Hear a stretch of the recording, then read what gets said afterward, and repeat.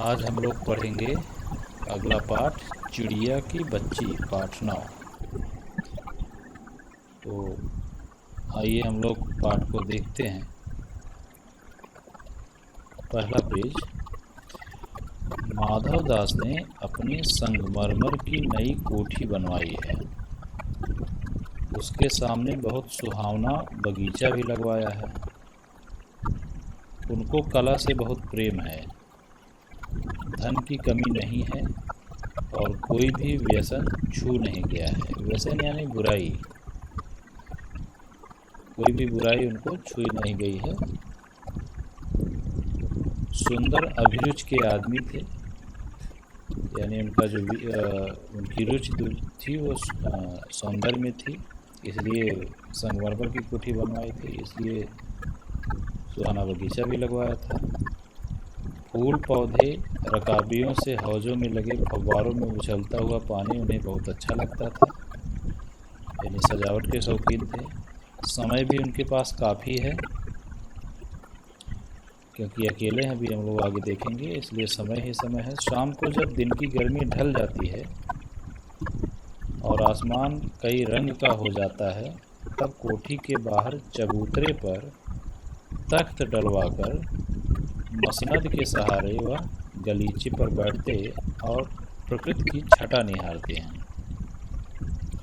ये उनके सौंदर्य मिजाजी व्यक्तित्व का नमूना है। शाम को वैसे भी गर्मी कम हो जाती है, आसमान कई रंगों का होना, लाल कभी गुलाबी ढंग से हो जाता है। कोठी से बाहर चबूतरे पर तख्त डालकर, चबूतरा कोई ऊंचा स्थान होगा जहाँ पे तख्त डाल के मसनद, गोल तकिया को मसनद कहते हैं, जिसको टेक लगाकर लोग बैठते हैं, हम लोग देखते होंगे सेठ जी लोग बैठते हैं। गलीचा कारपेट जैसा होता है, उस पर बिछा करके वो बैठते थे। आगे लिख रहे हैं कि इनमें मानो उनके मन को तृप्ति मिलती, संतुष्टि मिलती थी, ऐसे बैठ करके प्रकृति को निहारते रहने से। मित्र हुए तो उनसे विनोद चर्चा करते हैं, अगर कोई मित्र आ गया तो कुछ हंसी मजाक कर लेते थे, विनोद चर्चा, नहीं तो पास रखे हुए फरसे हुक्के के सटक को मुंह में लिए ख्याल ही ख्याल में संध्या को स्वप्न की भांति गुजार देते। यानी कोई आ गया परिचित मित्र तो कुछ हंसी मजाक कर लिए, नहीं तो हुक्का रखते थे, फरसी हुक्का यानी ज़मीन पर रखा जाने वाला हुक्का, और उसका सटक, उसमें लंबी नाल लगी होती है, उस नाल के सहारे हुक्का पिया जाता है। आप लोगों ने देखा होगा, हुक्के में नीचे पानी भरा रहता है, ऊपर चिलम में आग रखी जाती है और पानी वाले हिस्से के ऊपरी भाग से सटक लगाई जाती है, एक नाल लगी जाती है जिससे हुक्का पिया जाता है, और इसी तरीके से पूरे शाम बिता देते थे। तो ये उनका एक सामान्य दिनचर्या दिखाने का प्रयास किया है इस पहले पैराग्राफ में, कि ये सेठ माधव दास जी जो कि एक अमीर व्यक्ति हैं, खूब पैसा है, कोठी है, बगीचा है, सारी सुख सुविधा है, लेकिन अकेले हैं, अकेले ऐसे दिन बिता रहे हैं। कोई मित्र मिल गया तो बातचीत हो गई, नहीं तो अकेले प्रकृति के बीच, बाग बगीचे के बीच में अपना समय व्यतीत कर रहे हैं। ये एक सामान्य दिनचर्या बताने का प्रयास किया है। फिर एक दिन की बात है, कह रहे हैं कि आज कुछ कुछ बादल थे। किसी दिन की बात है, बादल थे, घटा गहरी नहीं थी, यानी कम बादल रहे होंगे, इसलिए ऊपर लिखा कुछ कुछ। धूप का प्रकाश उनमें से छन छन कर आ रहा था, यानी बादल हल्के थे तो बादलों के बीच से सूर्य का प्रकाश छन करके आ रहा था। माधव दास मसनद के सहारे बैठे थे रोज की तरह। उन्हें ज़िंदगी में क्या स्वाद नहीं मिला है, यानी उन्हें ज़िंदगी में हर प्रकार का स्वाद मिल चुका है,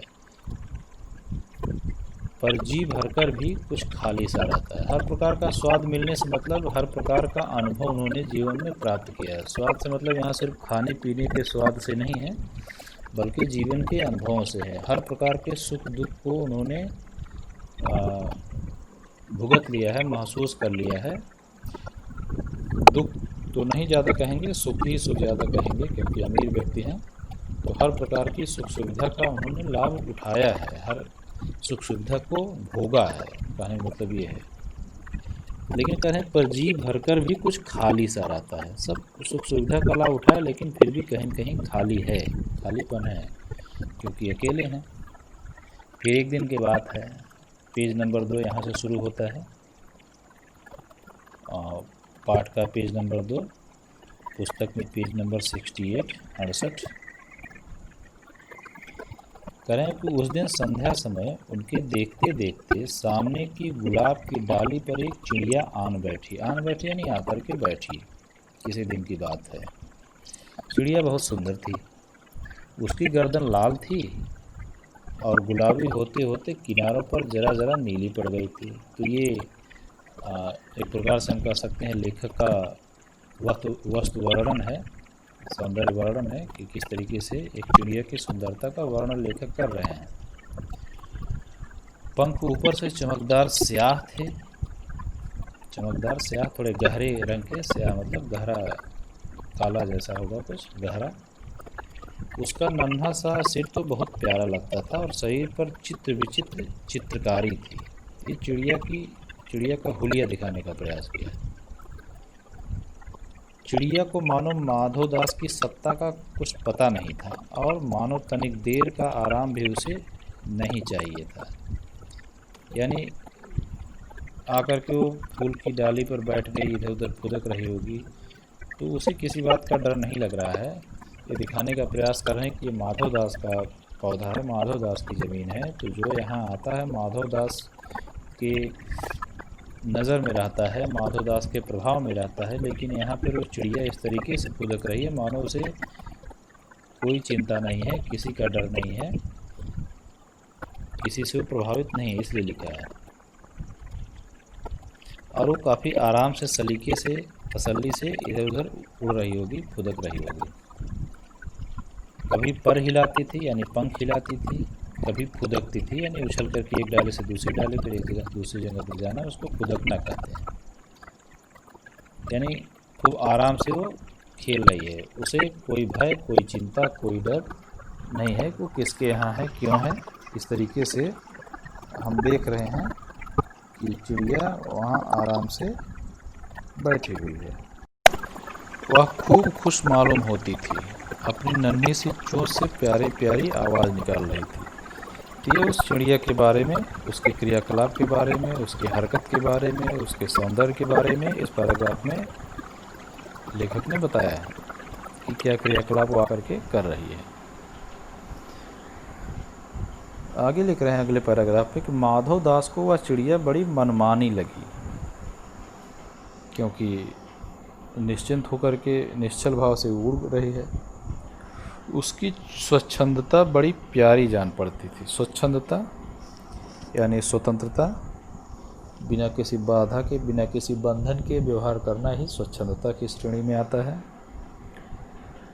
कुछ देर तक वह उस चिड़िया का इस डाल से उस डाल थिरकना देखते रहे। थिरकना यानी उछलना कूदना, थिरकना देखते रहे माधवदास जी। इस समय वह अपना सब कुछ भूल गए। उसको जब देख रहे थे, उसके सौंदर्य को देख रहे तो अपना भूल गए आसपास। उन्होंने उस चिड़िया से कहा, बातचीत कर रहे हैं, आओ तुम बड़ी अच्छी आई, यह बगीचा तुम लोगों के बिना सूना लगता है। सुनो चिड़िया, तुम खुशी से यह समझो कि यह बगीचा मैंने तुम्हारे लिए ही बनवाया है। तुम बेखटके यहाँ आया करो। बेखटके यानी बेहिचक, बिना किसी हिचक के, बिना किसी बाधा के, बिना किसी चिंता के। ये उन्होंने चिड़िया से कहा। अब धीरे धीरे माधवदास चाह रहे हैं कि चिड़िया हमारी बातों में आए, हमारे पास रुके, हमारे प्रलोभन में आए। तो उस प्रलोभन की शुरुआत इन्होंने यहाँ से की है। चिड़िया पहले तो असावधान रही, क्योंकि अपने तरीके से उछल कूद रही है, कोई उससे कुछ बात करने वाला है ना, यह सब मान के चल रही थी। फिर जानकर कि बात उससे की जा रही है, वह एकाएक तो घबराई। फिर संकोच को जीत कर बोली, यानी अपने घबराहट, अपने संकोच को हटा करके उससे परे जा कर के बोली, मुझे मालूम नहीं था कि यह बगीचा आपका है, मैं अभी चली जाती हूँ। पल भर सांस लेने में यहाँ टिक गई थी। ऐसा उसने कहा कि मैं नहीं मालूम होता कि आपका है, आपको समस्या हो रही है, तो मैं यहाँ से चली जा रहा हूँ। माधवदास ने कहा, हाँ बगीचा तो मेरा है, यह संगमरमर की कोठी भी मेरी है, लेकिन इस सब को तुम अपना ही समझ सकती हो, सब कुछ तुम्हारा है। तुम कैसी भली हो, कैसी प्यारी हो, जाओ नहीं, बैठो, मेरा मन तुमसे बहुत खुश होता है। तो इस प्रकार से अपनी बात को माधवदास आगे बढ़ा रहे हैं और उसे अपने पास रोकने का प्रयास कर रहे हैं। तो एक प्रलोभन देना शुरू किया कि देखो संगमरमर की कोठी है, सब तुम्हारा है, बगीचा तुम्हारा है, नहीं सब कुछ तुम्हारा है, लेकिन तुम रुको। चिड़िया बहुत कुछ सकुचा गई। अब उसे थोड़ा थोड़ा संदेह होने लगा, संकोच होने लगा। उसे बोध हुआ, यानी ज्ञान हुआ, उसे पता चला कि वह उससे गलती तो नहीं हुई कि यहाँ बैठ गई है।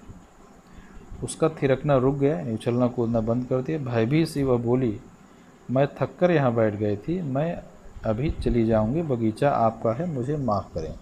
यानी चिड़िया उनकी बातों में नहीं आ रही है, उनसे उनके पास रुकना नहीं चाह रहे थे। ये पहला और दूसरा पेज है, बाकी आगे बाद में बताते हैं।